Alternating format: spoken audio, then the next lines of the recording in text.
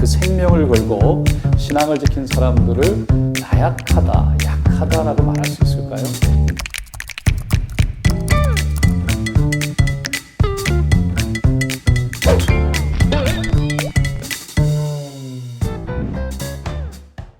사람들이 가장 중요하게 생각하는 게 뭘까요? 생명이지요. 그 생명을 걸고 신앙을 지킨 사람들을 나약하다, 약하다라고 말할 수 있을까요? 기독교 역사를 보면 종교, 신앙을 지키기 위해서 목숨을 내놓았던 사람들이 많이 있었어요.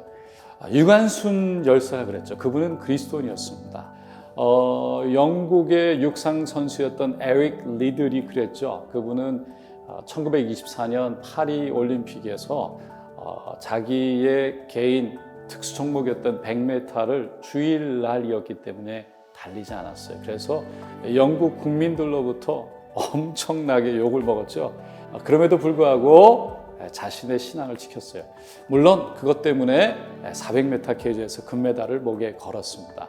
일제시대 때, 강점기 때는 신사참배를 하지 않겠다고, 그래서 다른 신에게 머리를 숙이지 않겠다고 목숨을 내놓았던 주기철 목사님도 그런 분이었어요. 그분들은 오직 예수님이 진리다라는 믿음을 지키기 위해서 자신의 목숨까지도 걸었던 그런 분들이었죠. 지금도 그런 분이 있냐고요? 네, 많이 있습니다. 미국 야구 선수 클레이튼 커쇼라든지 미국 축구 선수 팀 보우, 그분들도 그리스도인이고, 특별히 필리핀의 복싱 영웅인 매니 파키아오도 마찬가지입니다.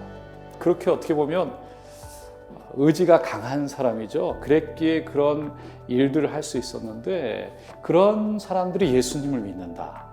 우리가 그리스도인들을 약하다라고 생각하는 것을 다시 한번 생각해 봐야 되지 않을까요? 무엇보다 종교 박해가 정말 극심했던 기독교 초기에 성도들은 자신의 신앙을 지키기 위해서 화형대에 서는 것조차 어려워하지 않았어요.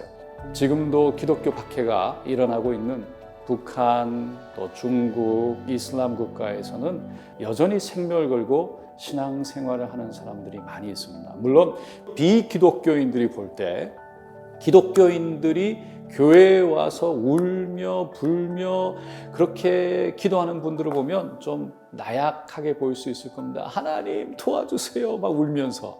다시 말해서 그 사람들이 약하기 때문에 어떤 신적인 존재에게 의지하는 것이 아니냐고 그렇게 말할 수 있을 겁니다. 하지만 우리가 알아야 될 정말 중요한 사실이 하나 있어요. 그것은 종교를 가지는 이유가 다른 데 있다는 거예요. 성공이나 어떤 위로나 위안이나 우리가 원하는 것을 받는 데만 있지 않다는 거예요.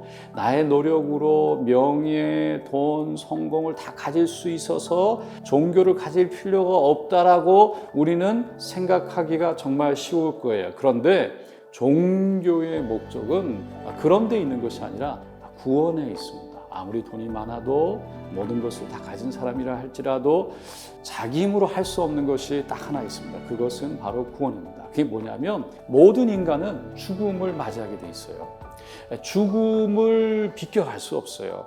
죽음으로 문제는 끝나지 않는다는 거예요.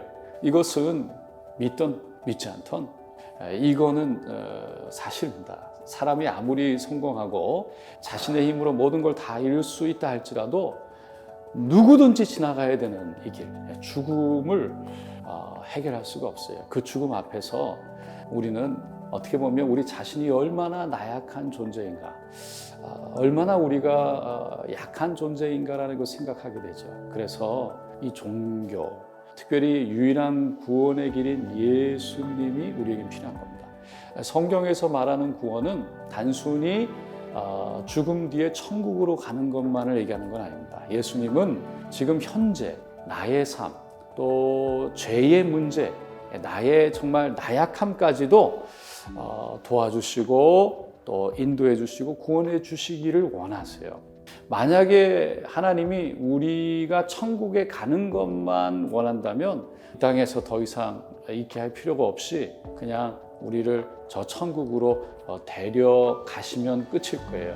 그런데 하나님은요, 우리가 이 땅에 살아가는데 모든 것에 다 관심을 갖고 계세요. 우리를 사랑하시기 때문이에요.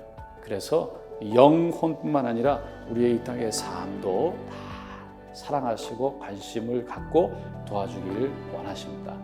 종교는 나약한 사람들이 갖는 것이라기보다는 나의 연약함을 깨달은 사람들, 그래서 나보다 더 강한 신적인 존재에 하나님이 계시다는 것을 깨달은 사람들이 그 하나님의 손을 붙잡고 하나님이 우리에게 허락하시는 이 땅에서도, 그리고 이 땅을 뛰어넘어 저 천국을 바라보면서 축복 가운데 살아가는 사람을 그리스도인이라고 볼 수 있습니다.